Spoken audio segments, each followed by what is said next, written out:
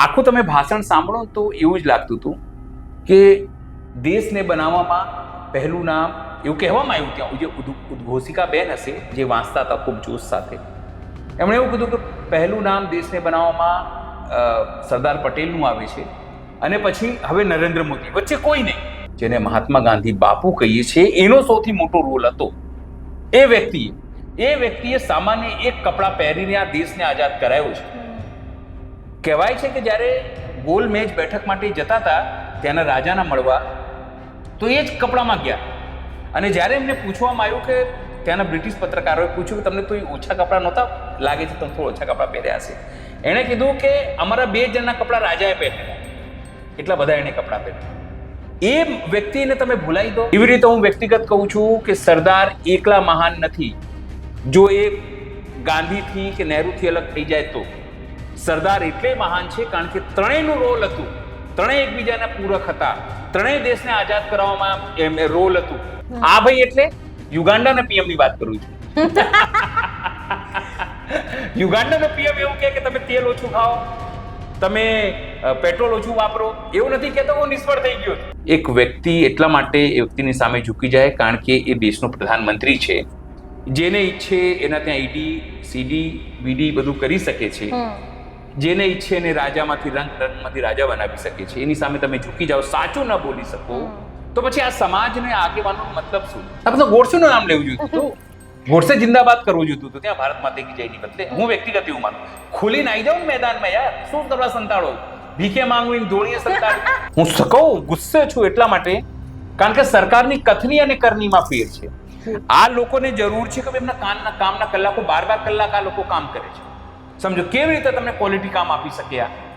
આ લોકોને સુરક્ષાની સામે, કારણ કે આ લોકો કોઈ પણ હુમલો કરી નાખે. ડોક્ટરે તો સુરક્ષા માટે મેળવી લીધું, પણ આ સ્ટાફ નર્સોનું શું?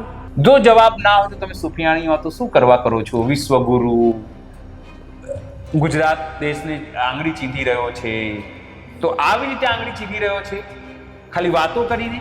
4 લાખના સૂટ, રેબેનના ચશ્મા, માઉન્ટ બ્લેન્કના પેન, ખબર નહીં પાકીટ, વિદેશી બ્રાન્ડનું પહેરીને તમે બીજાને સલાહ આપો છો. કોણ માનશે તમારી? સ્વદેશી અપનાવો, વાતો કરો છો. રૂપિયા 1400 મળતી ડીએપી 50 કિલોની થેલીનો ભાવ 2100 આંબી ગયો. ખાતર માટે લોન લેવી પડે તેવી દશા. અત્યારે જ રિપોર્ટ હતો ને કે ખેડૂતોની આવક તળિયે ગઈ છે, ખેડૂતોની સ્થિતિ બગડી છે. અને પછી આ સુફિયાની સલાહ આપે કે ડીએપી ઓછું વાપરો, દેશમાં તંગી છે, યુદ્ધ થઈ રહ્યું છે. તો ભાઈ તો તમને ચૂંટ્યા છે શું કામ?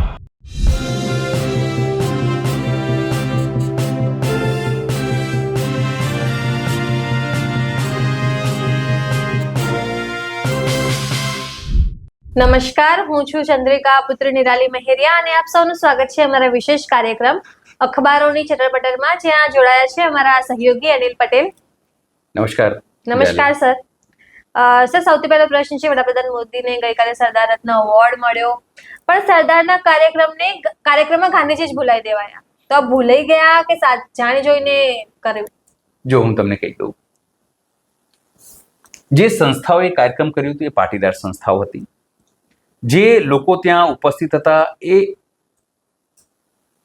ગુજરાતના અર્થતંત્રમાં જોડાયેલા મોટા મોટા માનધાતાઓ હતા.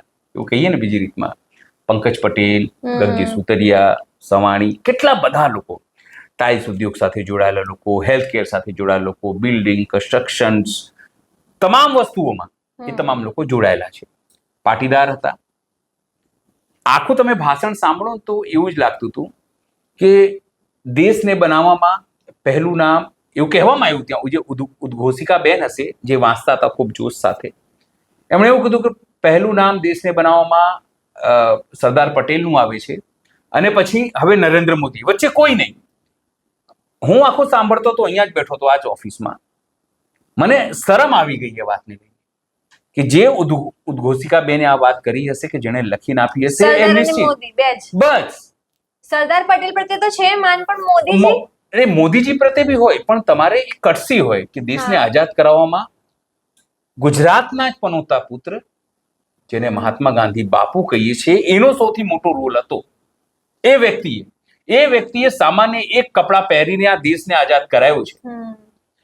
કહેવાય છે કે જ્યારે ગોલ મેજ બેઠક માટે જતા હતા ત્યાંના રાજાના મળવા, તો એ જ કપડામાં ગયા.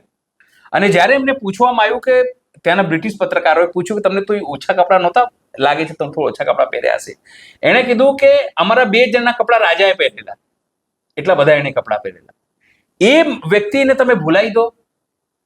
સરદાર પટેલે RSS ને એટલે જ બેન કરી હતી કે મહાત્મા ગાંધીની હત્યામાં એવા ઇનપુટ્સ હતા કે RSS ના વિચારધારા લોકો સાથે જોડાયેલા છે. ગોડસે પ્રેરિત હતા. બિલકુલ, ગોડસે એનાથી વિચારધારાથી પ્રેરિત હતા, એટલા માટે કરાયેલી.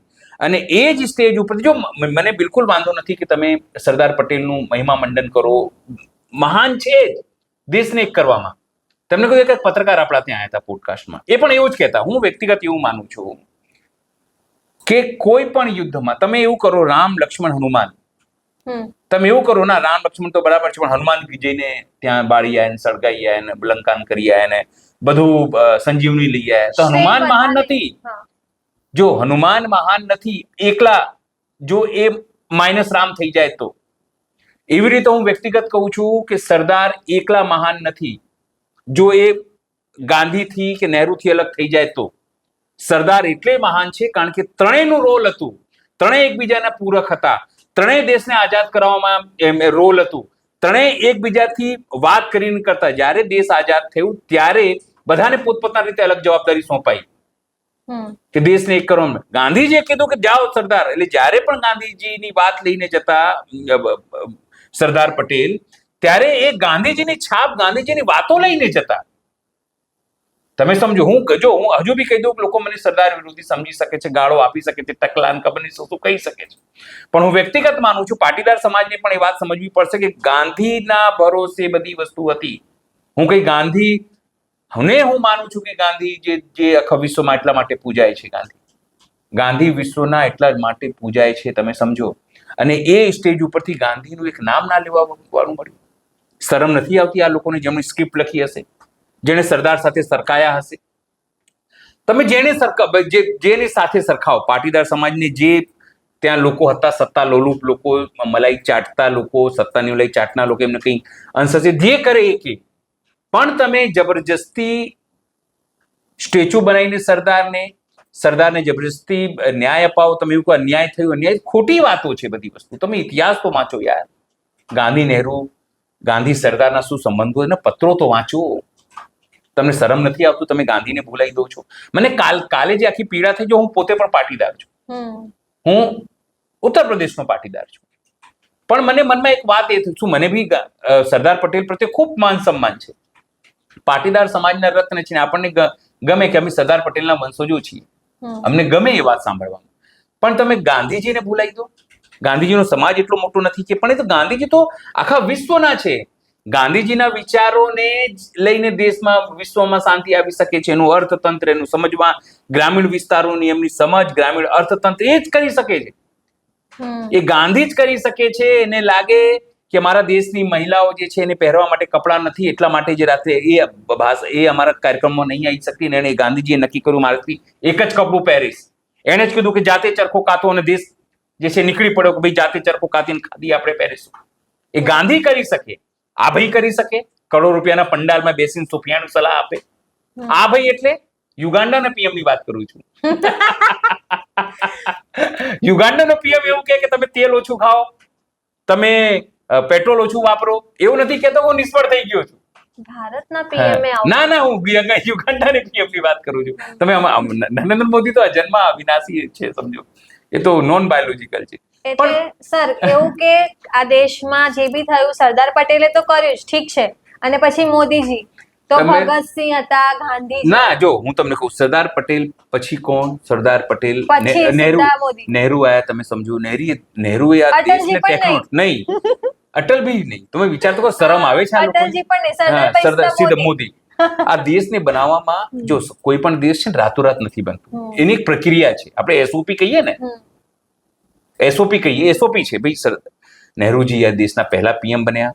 ટેકનોક્રેટ્સ, હરિયાળી ક્રાંતિ, આ તમામ વસ્તુ જો તમારા વાંધા વચકા હોઈ શકે છે વિચારધારાને લઈને, સમજો. પણ આઈઆઈટી, આઈઆઈએમ, જે દેશની જરૂર હતી, ઇન્ડસ્ટ્રીલિસ્ટ, આ તમામ વસ્તુઓ તેમણે પાયો ઉભો કર્યો. એના પછી ઇન્દિરા ગાંધી આયા. દેશ સામે પડકારો હતા, અનાજની, અમેરિકા, પાકિસ્તાન, એમણે પોતાનું કામ કર્યું. રાજીવ ગાંધી આયા, રાજીવ ગાંધી ઇન્ટરનેટ થી લઈને સામ પિત્રોડા એ લોકોની ટીમે મળીને આખું દેશમાં એક ટેકનો ક્રાંતિ ઊભી કરી. એના પછી જ્યારે સમજો એ ગયા એના પછી મિલીજુલી સરકારોમાં પણ થોડા ઘણા કામો થયા, તમામ વસ્તુ થઈ. જ્યારે મનમોહન સિંહ આવ્યા ત્યારે ઉદારવાદ, તમે નરસિંહ રાવ આયા, એના પછી આઈ.કે. ગુજરાલ, ચંદ્રશેખર આઝાદ, એ તમામ લોકો આયા, થોડા થોડા સમય માટે બન્યા. મિક્સઅપ સરકાર રહી. એના પછી તમે જુઓ તો અટલ બિહારી વાજપેયી આયા. અટલ બિહારી વાજપેયી પછી ફરી મનમોહન સિંહ જો તમે પીએમ તરીકે રહ્યા. મનમોહન સિંહ પછી તમે બધાને શ્રેય આપો. ભાઈ બધાએ થોડું આ દેશને આગળ વધારવામાં પોતાની મદદ કરી છે. તો જ આજે દેશમાં આટલું બધું ના ડેમો, સર, હું નહીં આટલું માનતી. આઝાદી 2014 થી મળી છે આપણને. કંગના રનાવતની ભાષા તમે બોલો છો. 2014 એટલે તમે પછી આઝાદી. તમારામાં કંગના રનાવતની આત્મા આવી ગઈ છે એટલે તમે એવું કહો છો. હું પણ એવું જ માનું છું કે 2014 પહેલા જો મારામાં આવે તો લોકો તો સૂર્ય છે પશ્ચિમથી ઉગતો તો, આપણે કેળાના પત્તા પહેરીને ફરતા હોઈશું, ગાળામાં જતા હોઈશું અને પાણીમાં તરીને જતા હોઈશું, વિમાન એટલે મારે તો અહીંયાથી વારાણસી જવામાં કમસે કમ 2 મહિના લાગતા હશે. 2014 પહેલા 2014 પછી સારું થયું છે. ટૂંકમાં કાલે જે થયું ને, મને વ્યક્તિગત ખૂબ દુઃખ થયું કે આટલો મોટો સમાજ, આટલો મોટો લીડિંગ કરવાવાળો સમાજ એક વ્યક્તિ એટલા માટે એ વ્યક્તિની સામે ઝૂકી જાય કારણ કે એ દેશનો પ્રધાનમંત્રી છે. જેને ઈચ્છે એના ત્યાં ઈડી, સીડી, બીડી બધું કરી શકે છે. જેને ઈચ્છે એને રંગમાંથી રાજા બનાવી શકે છે. એની સામે તમે ઝૂકી જાઓ, સાચું ન બોલી શકો, તો પછી આ સમાજને આગેવાનોનો મતલબ શું? જો એક વાત યાદ રાખો, ઇતિહાસ હંમેશા એ લોકોને યાદ રાખે છે જે લોકો સાચું બોલે છે. ભીડ એને યાદ રાખતી નથી. આ લોકો ભીડ છે, હું તમને કહી દઉં. જે લોકો ત્યાં જે કાર્યક્રમ કર્યું છે ને, એ તમામ લોકો ભીડ છે. એ ભીડને લોકો ક્યારેય નહીં યાદ રાખે. એ લોકો બિઝનેસમેન છે. કાલ ઉઠીને કોંગ્રેસની સરકાર આવશે તો તમામ લોકો કોંગ્રેસનું વાવા કરશે. અને આજ લોકો આ સરદાર રત્ન એના કરતા બી મોટો, આમને તો આટલો નાનો બિલ્લો આપ્યો છે ને, આટલો મોટો બિલ્લો રાહુલ ગાંધીને આટલો મોટો તબાસિયા જેવું આપશે. તબાસિયો છે જેમાં તમે સિમેન્ટ ઉચકો છો, એટલું મોટું તબાસિયા જેવું સરદાર રત્ન સુપર એવોર્ડ આપશે. કારણ કે લોકો બિઝનેસમેન છે. બિઝનેસમેનનું કોઈ ઈમાન ધર્મ હોય નથી. એનું ઈમાન ખાલી પૈસો અને લાભ હોય છે. તમે વિચારશો કડવાશ કેમ? કડવાશ એટલા માટે છે કે ત્યાંથી ગાંધીને એક લાઈન પણ તમે ગાંધી માટે ના બોલી શકો. નહેરુ માટે તમારી વિચારધારા હોઈ શકે છે. નહેરુ કોંગ્રેસ. હા, પણ ગાંધી શું યાર? ગાંધી જોડે તેમ તમે અન્યાય કરી રહ્યા છો. તમે સરદાર માટે બધાને માન હોઈ શકે છે, પણ ગાંધીને તમે આવી રીતે ભૂલાવવાનો પ્રયત્ન કરો. પણ સર, જે લોકો ગોડસેના વિચારધારાથી પ્રભાવિત હોય એ ગાંધીનું નામ કેવી રીતે લેશે? આપણે તો ગોડસેનું નામ લેવું જોઈતું હતું. ગોડસે જિંદાબાદ કરવું જોઈતું હતું ત્યાં ભારત માતા કી જયની બદલે. હું વ્યક્તિગત એવું માનું. ખુલીને આવી જાવ ને મેદાનમાં યાર, શું કરવા સંતાડો? ભીખે માંગવી, ધોણીએ સંતાડવી. એટલે મનમાં તો મુંહ મેં રામ બગલમાં છોરી. ભાઈ આવી જાવ મેદાનમાં, ભાઈ ગોડસે જિંદાબાદ. અમે એમ બી કરીશું. કારણ કે અને એ તમામ ચાટુકાર હતા. ચાટીદાર. કાલે ભાઈ કહેતા હતા કે પાટીદાર નથી, આપણે ચાટીદારો છે. આ ચાટીદારો બી ગોડસે જિંદાબાદ કરશે. કરોડપતિ, અબજપતિ તમે હોઈ શકો છો. હું માનું છું કે ઇતિહાસ આ કાળો અધ્યાય તરીકે આ બધાને યાદ રાખશે, આ તમામ લોકો. જી. બીજો પ્રશ્ન છે, કોરોના કાળમાં ફ્રન્ટલાઈન વોરિયર સ્ટાફના જે નર્સો કહેવાય, તેમના મૂળભૂત પ્રશ્નો હજી સુધી વણ ઉકેલાય છે. જ્યારે કાલે જ મને એક પ્રેસ નોટ એટલે ઇન્વિટેશન આવ્યું હતું કે એક બીજેપીના નેતા છે, એમને સન્માન કર્યું, પણ એમના પ્રશ્નો તો તમે ઉકેલતા નથી. જો હું સામાન્ય રીતે સંદેશ છે ને, સંદેશ એને હું સરકારના ભોંપુ છાપા તરીકે ઓળખું છું. પણ સંદેશે હિંમત કરી છે. છાપાઓને તો ઘણી વખત નૈતિકતા છાપામાં રહે, અથવા તો એડિટરના જે મેન એડિટરના ધ્યાન નહીં ગયું એટલે એ રિપોર્ટર્સે હિંમત કરી લખી નાખ્યું. આજે વિશ્વ નર્સિંગ દિવસ છે. શું છે એમાં લખ્યું છે? કોન્ટ્રાક્ટ ભરતી સામે સ્ટાફ નર્સોમાં અસંતોષ. કોરોના કાળના ફ્રન્ટલાઈન વોરિયર સ્ટાફ નર્સોના મૂળભૂત પ્રશ્નો હજુ પણ વણ ઉકેલાયા. કયા પ્રશ્નો છે? કામના કલાકો, સુરક્ષા, પ્રમોશન અને ગ્રેડ પેમાં સુધારો સહિતની માંગણીઓ અધરતાલ છે. એ સમય દરમિયાન આ જ ફ્રન્ટલાઈન વોરિયરના ઠેર ઠેર સન્માનો, વિમાનથી, આર્મીના વિમાનથી ફૂલો નાખવામાં આવતા હતા આ લોકો ઉપર, આ સિવિલ ઉપર, આ મોટા મોટા હોસ્પિટલો ઉપર. ભાઈ તમે ફ્રન્ટલાઈન વોરિયર છો, તમે લોકોને બચાવી રહ્યા છો, પણ શું આ ફૂલો એ લોકોને ચાટવાના? હું કહું ગુસ્સે છું એટલા માટે કારણ કે સરકારની કથની અને કરનીમાં ફેર છે. આ લોકોને જરૂર છે કે એમના કામના કલાકો 12 કલાક આ લોકો કામ કરે છે. સમજો કેવી રીતે તમને ક્વોલિટી કામ આપી શકે? આ લોકોને સુરક્ષાની સામે, કારણ કે કોઈ પણ હુમલો કરી નાખે, ડોક્ટરે તો સુરક્ષા માટે મેળવી લીધું, પણ આ સ્ટાફ નર્સોનું શું? સમજો છો તમે? સ્ટાફ નર્સો સૌથી સોફ્ટ ટાર્ગેટ હોય છે. સિવિલમાં તમે જાઓ, કારણ કે એક કેવી રીતે, કારણ કે તો પરમાનન્ટ નથી હોતા, કોન્ટ્રાક્ટ ઉપર હોય છે, કોઈ પણ એલ ફેલ એને બોલી જાય, તમે સમજો, હિંસા થાય એ લોકો જોડે, પ્રમોશન ટાઈમસર ના અપાય, સર ઘણી અને વખત 3 શિફ્ટ કરતા હોય છે. બિલકુલ, અને ગ્રેડ પે માં તમે એને ના આપો, અને પછી તમે કોઈ ફ્રન્ટ લાઈન વોરિયર છે, અમારા માટે ભગવાન છે, બીજો અવતાર છે, ભગવાન મોટી મોટી શું તમારા સુફિયાણી વાતો છે, એમનું ઘર ચાલવાનું છે, એમનું જીવન સ્તર સુધારવાનું છે, એમના બાળકો જે શિક્ષણ છે એમને કઈ મફત તમે આપવાના છો, એના મા બાપને તમે હેલ્થમાં હેલ્થમાં મફતમાં કઈ સુવિધા આપવાના છો, કોઈ એવી સુવિધા તમે આપવાના છો જેથી એમનું જીવન સરળ બને? તો જવાબ છે ના. જો જવાબ ના હોય તો તમે સુફિયાણી વાતો શું કરવા કરો છો? વિશ્વગુરુ ગુજરાત દેશને આંગળી ચીંધી રહ્યો છે, તો આવી રીતે આંગળી ચીંધી રહ્યો છે ખાલી વાતો કરીને? મોટી વાત છે ને, એ સમજવા જેવી વાત છે, પણ નહીં સમજે તો બસ ખતમ ખેલ છે. તમે સમજો, આ ભભૂકતો દીવો છે, વડાપ્રધાન નરેન્દ્ર મોદીએ જે રીતે બધાને અપીલ કરી છે, તમે સમજો દેશ પર આર્થિક સંકટ છે, એમને તમારા ભરોસે છોડી દીધું છે, ભાઈ તમે તમારી રીતે જોઈ લો, હું તો પીએમ છું, મને તો કોઈ વાંધો નથી, કારણ કે ગેસનું સિલિન્ડર એમને લેવા જવાનું નથી, શાકભાજી એમને લેવાનું જવાનું નથી, એમના માટે પેટ્રોલ ડીઝલ માટે અલગ એમને ગજવામાંથી પૈસા કાઢવાના થતા નથી, સિક્યોરિટી ગાર્ડ પોતાના ખર્ચે રાખવાનું નથી, મેકઅપ કપડા માટે એમને કઈ બીજી જગ્યાએ જવાનું નથી, એ બધું જ તમારા મારા પૈસે લહેર કરવાના છે. ભવ્ય મંડપમાં જઈને તમને મને સુફિયાની સલાહ આપશો કે ભાઈ કેર કસર કરો. જી સર, એમને લઈને જ પ્રશ્ન છે કે પીએમ મોદીએ તો બધી વાતો કરી, સોનું ના ખરીદતા, તેલ ના વાપરતા જેવી, પણ હવે જે રોકાણકારો છે સોનાના, એ 2 થી 5% ડિસ્કાઉન્ટ પર સોનું વેચી રહ્યા છે. તમે જુઓ, અમદાવાદથી લઈને સુરત, રાજકોટ, બધી જગ્યાએ લગભગ 7,000 કરોડ રૂપિયાનો વેપાર છે. 6 થી 8 લાખ જે નાના સોણકારો છે ને, જે ઘડે છે ગણામણ કરતા, એ કારીગરોને જોખમ ઉભો થઈ ગયું છે. તમે તો એની સુફિયાણીમાં તો કરી દીધી, સોનું ના ખરીદો, ફળાનું ના ખરીદો, ઢીકણું ના ખરીદો, પણ તમે વિચાર્યું કે આટલા બધા લોકો કરશે શું? જે લોકો ઇન્વેસ્ટમેન્ટ સોનામાં સેફ ઇન્વેસ્ટમેન્ટ કેમ માનવામાં આવે છે, કેમ ખરીદે છે? કે પૈસા હોય તો લોકો લૂંટી જઈ શકે છે કોઈ, અથવા બીજી ત્રીજી વસ્તુ, અડધી રાત્રે સોનું હશે તો ચોરી નહીં થઈ શકે, અથવા ચોરી થશે સમજો તેના બદલામાં, તો એની પાસે કોઈ બીજા રસ્તા છે. સોનું હશે, અડધી રાત્રે જઈને ક્યાંક વેચીને પૈસા ઇનકેશ કરી શકે. પૈસા જે ડોલર છે એ ઉપર નીચે થાય, તમે ડોલરને તો કાબુ કરી નથી શક્યા, તમારી ઇજ્જત બી તળિયે ગઈ છે ડોલરની જેમ. જેમ તમે કહેતા ને કે ડોલરની જેમ તળિયે નીચે જાય રૂપિયો, એવી રીતે પીએમ ની ઇજ્જત થાય તો તમારી ઇજ્જત બી રહી નથી, તમારી ઇજ્જત બી તળિયે જતી રહી છે. સવાલ એ છે કે લોકો જે ઇન્વેસ્ટર્સ છે એમને ખબર છે કે લોકો નહીં ખરીદે એટલે 5 થી 7% ઓછામાં લોકો કરી રહ્યા છે.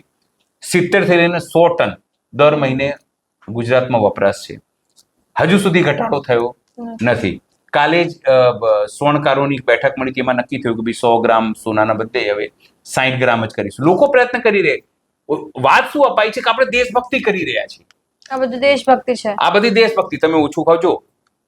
શરૂઆત ક્યારે થાય છે? આપણે કહીએ ને કે બહુ મોટા સંત હતા, એક સંત પાસે એક બેન ગયા અને કીધું કે મારો દીકરો બહુ ગોળ ખાય છે. તો સંતે કીધું કે એવું છે, એક કામ કરો, આવતા અઠવાડિયે તમે આવજો. શું કીધું? આવતા અઠવાડિયે. સંત પાસે ભલા બેન ગયા અને જો સાહેબ લો, અને દીકરાને બેસાડ્યો અને હાથ ઉપર આમ માથા ઉપર હાથ રાખીને કીધું, જો બકા, આપણે ગોળ ખાવાનું થતું નથી, સમજી ગયો ને તું? છોકરાએ કીધું હા હા મહારાજ, સમજી ગયો, જા. બસ એ અઠવાડિયા પછી પેલી બેન આવ્યા કે મહારાજ એ તો ગોળ નહીં ખાતો હવે, તો તમે એના જ માટે આવ્યા હતા ને? તો કે હા. તો કે તમે પહેલી વખત તો આવું કરી શક્યા હતા ને? ભાઈ પહેલી વખત હાથ મૂકીને કીધું હતું ના ખા. એને કીધું કે માતાજી, હું એટલા માટે ના કહી શક્યો, હું જાતે ત્યારે ગોળ ખાતો હતો. હું એટલે એક અઠવાડિયે મેં જાતે ગોળ છોડ્યું, મેં મારો નિર્ણય કર્યો, પછી મેં કીધું. એવી જ રીતે લાલ બહાદુર શાસ્ત્રી, પૂજ્ય લાલ બહાદુર શાસ્ત્રી, જ્યારે દેશ સામે હુમલો થયો પાકિસ્તાનના તમામ લોકોનું, ત્યારે એમણે દેશને કીધું કે તમે જેટલું દાન આપો એક ટાઈમ, અને અમેરિકાએ એ બધાને કીધું અમે તમે અનાજ નહીં મોકલીએ, એમણે દેશને કીધું કે એક ટાઈમ જમવાનું રાખો. પણ એમણે ઘરથી શરૂઆત કરી, પોતાના ઘરથી કહેતા આપણે એક જ ટાઈમ જમવાનું થાય છે. એમના ઘરમાં એક જ ટાઈમ જમવાનું બનતું. એ તો પીએમ હતા, સમજો. સુખ સુવિધાઓ. હા, અને તમે 4 લાખના સૂટ, રેબેનના ચશ્મા, માઉન્ટ બ્લેન્કના પેન, ખબર નહીં પાકીટ વિદેશી બ્રાન્ડનું પહેરીને તમે બીજાને સલાહ આપો છો, કોણ માનશે સ્વદેશી તમારી? અપનાવો. હા, સ્વદેશી અપનાવો વાતો કરો છો, કોણ માનશે તમારી વાત? પોતે કરોડો અબજો રૂપિયામાં તમારા સભાઓ અને તમે સુફિયાની સલાહો આપો છો. ભક્તોને પણ ગમશે. અને એ લોકો તો કાલથી સોશિયલ મીડિયામાં કહેવા માંડ્યા છે કે આમાં દેશનું અર્થતંત્ર મજબૂત થશે, દેશનું જે હુંડિયામણ છે વિદેશી એ બચશે, ડોલરને આપણે ટક્કર આપી શકીશું, એ બધી વાતો. જ્યારે અમેરિકાએ એવું કીધું હતું ને કે ભાઈ બેન લગાવીએ છે ભારત ઉપર આટલી બધી વસ્તુઓ ઉપર, જો બેન ના થાય તો પણ ભક્તો કહેતા કે આનાથી દેશમાં જ હવે સર્જન થશે નોકરીનું, હવે વિદેશમાં આપણે છોકરાઓ નહીં જાય, હવે અહીંયા જ નોકરીનું સર્જન થશે, આપણે વિશ્વગુરુ બની જઈશું. શું થયું એનું અને શું થશે અત્યારે? જવા દે એમને, એ નહીં સમજે. હવે ખેડૂતોની વાત કરીએ તો મોદી સાહેબ કહેતા હોય કે અમારી તો ખેડૂતોની સરકાર છે, પણ મોંઘવારીની વચ્ચે હવે ખાતરના ભાવમાં પણ વધારો થયો છે. જો આ ગુજરાત સમાચાર છે. ગુજરાત સમાચાર આજકાલ મોદી સાહેબ ગુજરાત સમાચારથી નારાજ છે. પૂછો કેવી રીતે? ઉદાહરણ દેખાડો. દિવ્ય ભાસ્કરમાં કાલે હતું, બરાબર? ગુજરાત સમાચારમાં એકેય નથી. ગુજરાત સમાચાર હંમેશા ફ્રન્ટ પેજ પર હાથ ચાપે છે. મતલબ કે એડવર્ટાઇઝમેન્ટ ભારત સરકાર ગુજરાત સમાચારને આપતી નથી. એટલે ગુજરાત સમાચાર શું કરે છે? ગુજરાત સમાચારે લખ્યું છે પેટ્રોલ ડીઝલનો ઉપયોગ તેમજ વિદેશ પ્રવાસ ટાળો, પીએમ મોદીએ કીધું. તો સોશિયલ મીડિયામાં લોકોએ ફિરકી ઉતારી કે પેટ્રોલ ઓછું વાપરો, પણ મંત્રીઓ કારોના કાફલા લઈને ફરે છે એનું શું? જેટલા કાલે સોશિયલ મીડિયામાં વસ્તુ થઈ એ બધું એને છાપ્યું છે. બીજું આપણે તમે ખેડૂતોની વાત કરતા હતા. ધરતી પુત્રોને મોંઘવારીની અમૃત ભેટ, ખાતરના ભાવમાં 700 રૂપિયાનો વધારો, આવક ડબલ ન થઈ પણ મુશ્કેલી બમણી થઈ ગઈ છે. રૂપિયા 1400 મળતી ડીએપી 50 કિલોની થેલીનો ભાવ 2100 આંબી ગયો. ખાતર માટે લોન લેવી પડે તેવી દશા. આ છે ખેડૂતોની હિમાયતી સરકાર. આ છે ખેડૂતોને 10,000 કરોડ રૂપિયાની સહાય આપતી સરકાર. આ છે ખેડૂતોના હિતેશી અને હિતેશીઓનો દાવો કરતી સરકાર. બધાને ખબર છે કે ખેડૂતોની સ્થિતિ કેટલી નબળી છે. આ જ વડાપ્રધાન નરેન્દ્ર મોદી કહેતા 2022માં ખેડૂતોની આવક બમણી થશે. અને એટલા પછી જ લોકો કહેવા માંડ્યા કે ફેંકવું છે. કારણ કે 2026માં ડબલ તો ઠીક, સિંગલ કરતા તળીએ એ લોકોની આવક જતી રહી છે. ગુજરાતના 57 લાખ ખેડૂતોની વાત કરીએ તો એમાંથી 60% વધુ તો દેવાદાર છે. નાનાને પછી આત્મહત્યા કરવા મજબૂર થાય છે. અત્યારે જ રિપોર્ટ હતો ને કે ખેડૂતોની આવક તળિયે ગઈ છે, ખેડૂતોની સ્થિતિ બગડી છે. અને પછી આ સુફિયાનું સલાહ આપે કે ડીએપી ઓછું વાપરો, દેશમાં તંગી છે, યુદ્ધ થઈ રહ્યું છે. તો ભાઈ તો તમને ચૂંટ્યા છે શું કામ? ભાઈ જો તમારે લોકો ઉપર જ નાખવાનું છે. મારે તો એ જ નહીં સમજાતું. આપણે કોઈને ચોકીદાર બનાવીને રાખીએ, બરાબર? ચોકીદાર ગેટ ઉપર, પછી ચોકીદાર કે ભાઈ જાગતા રહેજો, ચોર આવવાનો છે. શું કે એક સ્લોગન કાઢ્યું હતું ને, ચોકીદાર ચોર હે. ચોકીદાર આવીને તમને એવું કે વારંવાર જાગતા રહેજો, ચોરી થવાની છે. અલા ભાઈ તો તને શું કરવા રાખ્યો છે? ચોકીદાર આવીને આપણને જગાડે રાત્રે કે જાગતા, ભાઈ મારે જ જાગવાનું છે, તો તને શું કરવા રાખ્યું છે? તને પગાર શું કામ આપીએ? એક્ઝેક્ટલી. આટલી મોટી સુખ સુવિધા, આટલા મોટા કરોડોના કાફલા, આટલા મોટી અમારા કરોડો રૂપિયા અમારા ટેક્સના તારા ઉપર વપરાય છે, અને તું અમને શીખવાડે છે કે ઓછું વાપરજો, વિદેશ ના જતા ને સોનું 1 વર્ષ ના ખરીદો ને. એ તો હમણાં જ વિદેશ જઈને આયા ને. અરે એ જ હું તમને કહેવા માંગુ છું. પોતાની સુખ સાહેબીમાં કોઈ કરકસર કરવી નથી, લોકોને સલાહ આપવી છે. જી સમજો. ધન્યવાદ વાત કરવા બદલ. તો તમે આ તમામ મુદ્દે શું વિચારો છો અમને કમેન્ટ કરીને જણાવજો. અત્યાર માટે બસ આટલું જ. ધન્યવાદ. નમસ્કાર.